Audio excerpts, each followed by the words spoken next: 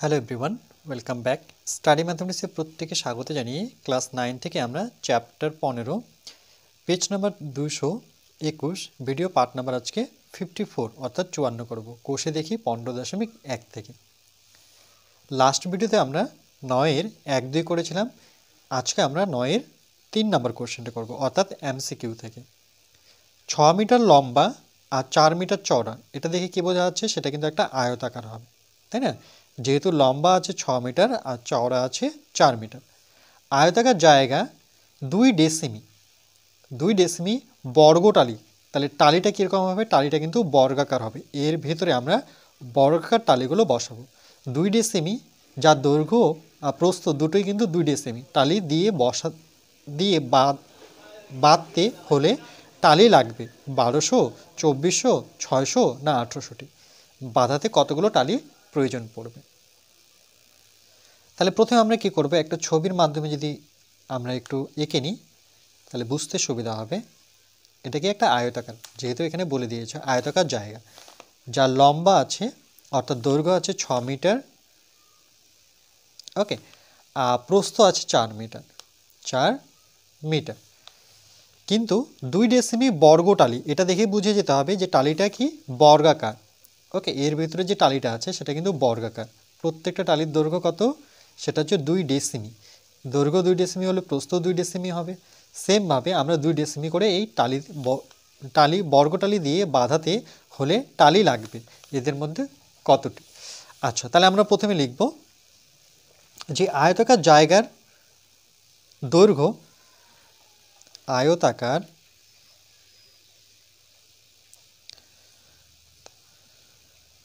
ওকে, আয়তাকার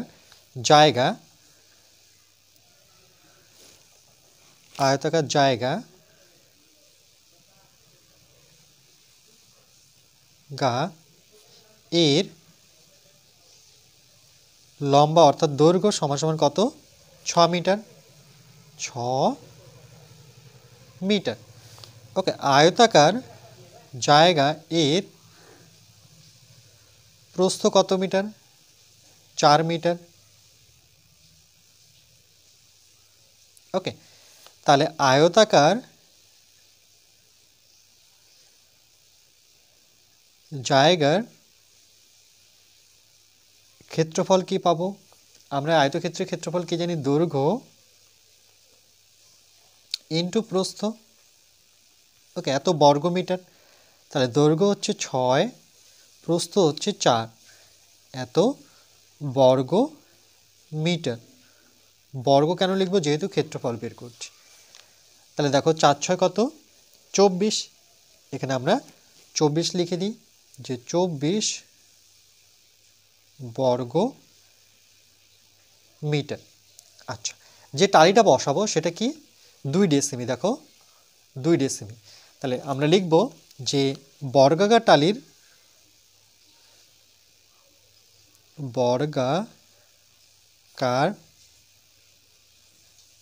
টালির ওকে প্রতিটি বাহুর দৈর্ঘ্য, প্রতিটি বাহুর দৈর্ঘ্য 2 ডেসিমি। কিন্তু এখানে তো ছিল মিটার, এটা ডেসিমিটার, তাহলে দুটো আলাদা আলাদা একক হলে হবে না, তাহলে আমাকে একই এককে নিয়ে আসতে হবে। এর জন্য আমরা কি করব? এর জন্য আমরা দেখো, আমরা জানি কিলোমিটার, হেক্টোমিটার, ডেকামিটার, মিটার, তারপরে আসে কিন্তু ডেসিমিটার। ওকে, তাহলে আমরা ডেসিমিটার থেকে মিটারের দিকে আসবো। দেখো তার আগেও ছিল kilometre, hectometre, decametre, metre, decimetre, তারপরে সেন্টিমিটার। তো আমাদের যেহেতু দুটো এককের প্রয়োজন, ডেসিমিটার থেকে সেন্টিমিটারে, ডেসিমিটার থেকে মিটারে, তাহলে যে কোনো একটা এককে 1 বসাবো আর পরের এককে 0 বসাবো। তাহলে ছোট থেকে বড়োর দিকে আসছি, এর জন্য কি করতে হবে? ভাগ করতে হবে। কত দিয়ে? 10 দিয়ে। তাহলে এখানে আমরা লিখব 2, নিচে কত? 1 0। এটা তখন কিন্তু আর ডেসিমিটার লিখতে পারবো না, তখন একক কিসে চলে আসলো? দেখো মিটারে। ওকে, তাহলে এখানে হচ্ছে প্রতিটি বাহুর দৈর্ঘ্য, তাহলে এর ক্ষেত্রফল কি হবে? তাহলে লিখব বর্গাকার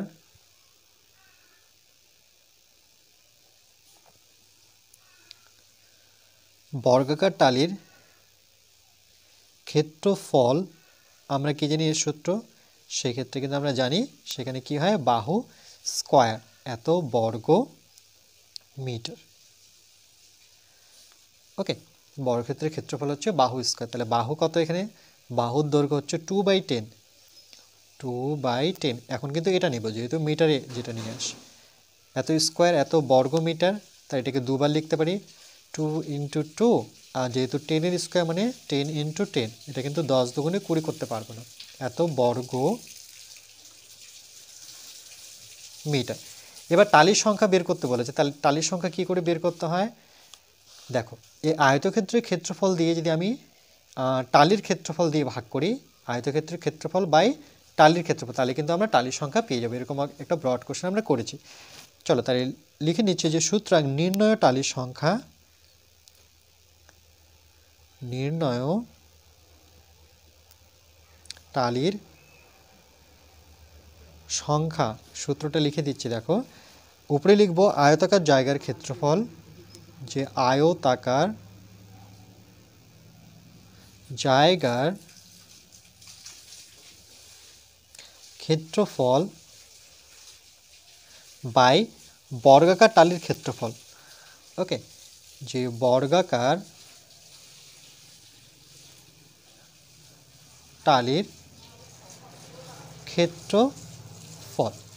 ওকে, তাহলে আয়তাকারের ক্ষেত্রফল, জায়গার ক্ষেত্রফল কি সেটাতে আমরা বের করে রেখেছি, আয়তাকার জায়গার ক্ষেত্রফল হচ্ছে 24, তাহলে উপরে বসাবো 24। আর বর্গাকার টালির ক্ষেত্রফল এখনই বের করলাম, সেটা কত, 2/10 × 2/10। ওকে, এবার কি করব দেখো, এটা যেহেতু হর, এটা লব, এই হরটা কিন্তু এখানে চলে যাবে, এর হরটা কিন্তু এখানে আসবে, তাহলে 24, তাহলে এরকম আসবে লাইনটা 24, এই 10টা উপরে উঠে যাবে, এই 10টাও উপরে উঠে যাবে, তাহলে নিচে পড়ে থাকলো কত, 2 × 2। ওকে, আচ্ছা এখানে দেখো 2 দিয়ে যদি কাটি, 5 দুগুণে 10, 2 দিয়ে কাটো 5 দুগুণে 10, তাহলে কত থাকলো, 24 × 5 × 5। এবার দেখো এটা যদি আমরা গুণ করে দিই, 5 5 কত, 25, বা এখানে একটা একটা করে গুণ করি, চলো 24-এর সাথে প্রথমে 5 গুণ করি, 4 5 করি 0, হাত থাকলো 2, 5 দুগুণে 10, 10 দিয়ে 12, 120 পেলাম।